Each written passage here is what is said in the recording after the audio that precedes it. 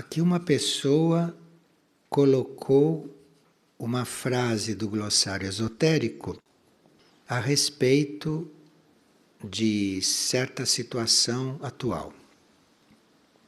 Lá se diz: seres que encarnaram na antiga Atlântida e se encontram hoje no governo de grandes potências modernas usam novamente a magia negra para tentar manter a estabilidade econômica de seus países, porém já sem êxito.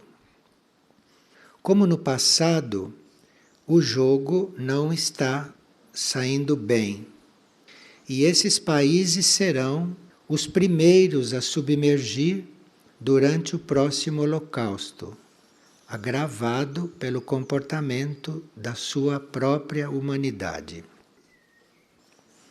Sim, nós sabemos, não, que uma das razões pelas quais foi necessário haver a purificação através da submersão da Atlântida é porque a Atlântida abusou da magia negra. Então o continente afundou pelas forças que ele gerou. E, naturalmente, muitas almas não evoluídas daquela época que lidavam com esse tipo de magia podem hoje estar encarnadas. E podem sim estar encarnadas em grandes potências. E pela atuação planetária dessas potências, pelo comportamento dessas potências, pode sim haver lá algum antigo Atlante que está no comando de alguma coisa e mantendo os seus antigos hábitos. E aqui, segundo o glossário, esses países poderão passar pela mesma experiência que aconteceu na Atlântida. E segundo a gravidade dessas repetições de hábitos e tudo, será uma purificação parcial ou total do país ou da nação. Quando nós falamos que alguém encarnou na Atlântida, que está encarnado hoje e prossegue no seu processo, não? Isto quer dizer que a nossa trajetória vai por várias encarnações. Então, cada reencarnação é parte, é uma sequência de determinadas experiências. Então, alguém pode ter começado uma experiência com o uso da energia do poder na Atlântida e pode não ter terminado essa experiência. Pode não ter recolhido todas as lições, pode não ter feito os desenvolvimentos que terá que ter através das suas experiências. Então, eventualmente, continua o mesmo processo agora. Esses processos só vão começar a mudar ou a se interromper desta forma, através da ambição e tudo, quando nós não queremos mais nada para o nosso ego, quando nós não queremos mais nada para o nosso eu separado. O que é o eu separado? É esse eu pessoal, esse conjunto de forças que forma a personalidade, que forma a experiência humana da pessoa, este concentrado humano egóico. Então, quando a gente, como consciência, não está mais querendo nada para esta parte egóica, nós começamos a nos liberar gradualmente da lei do renascimento. Nós começamos por trabalhar o desejo. Então, aquilo que nós desejamos, nós temos que entregar, seja o que for. E assim trabalhar os desejos no nível mental, no nível emocional, no nível etérico-físico. E todo o desejo que for aparecendo, entregar. E aguardar para ver o que vai acontecendo. Isto é, controlar o desejo e entregá-lo. E se aquilo tiver de ser satisfeito, ou se as coisas tiverem que ir naquela direção em que o desejo está indicando, se verá. Mas a pessoa teria que realmente se colocar como observadora do próprio processo e não ficar se envolvendo com o próprio processo, principalmente quando ela deseja coisas. A gente diz que vai se libertando gradualmente das reencarnações, porque nós não podemos deixar de encarnar de repente. Porque a reencarnação é uma espécie de trabalho em busca da perfeição.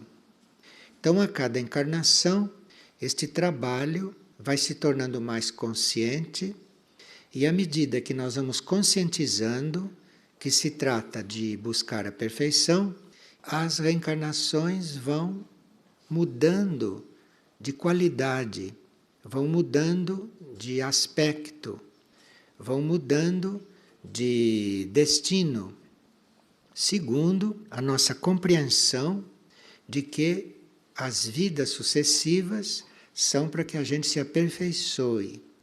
Então, se nós temos esta noção de que estamos reencarnando para nos aperfeiçoar, então as vidas vão se sucedendo harmoniosamente e gradualmente vão evoluindo, inclusive como formas de vida. E aí, enquanto nós vamos nos aperfeiçoando de vida em vida, vamos melhorando, vamos harmonizando, vamos aperfeiçoando também aquilo que vai entrando em contato conosco. Então, nós podemos estar reencarnando, podemos estar dentro do sistema ou da lei da reencarnação para irmos melhorando, buscando uma certa perfeição. Estas já são as pessoas que compreendem alguma coisa. Agora, a maioria não fica reencarnando por causa disso, porque ela nem sabe que ela tem que se aperfeiçoar, nem sabe disso. Então, ela fica reencarnando porque ela tem desejos insatisfeitos. Então, se ela não consegue satisfazer os desejos numa vida, aqueles desejos que ela tem, que ela criou, ela vai reencarnar para satisfazer aqueles desejos. Isso são as reencarnações da maioria. Ficam reencarnando sempre para satisfazer desejos. E isso, como nós sabemos, não tem fim.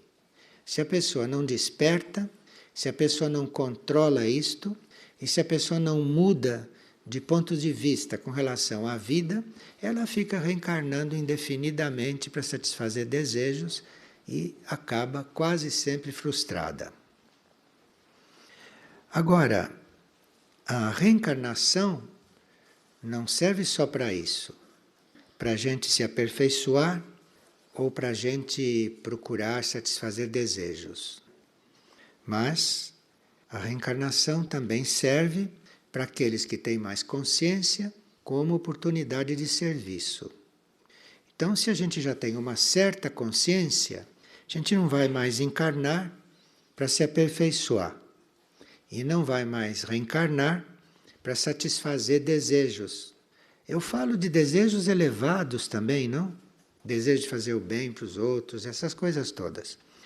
Agora, de repente, nós chegamos a uma certa purificação através das encarnações, nós experimentamos aquela amargura do desejo satisfeito, porque eu não sei se vocês repararam que enquanto o desejo não está satisfeito, a gente luta para obter. Quando obtém, tem aquele coisa amarga na boca, vocês já sabem disso, né?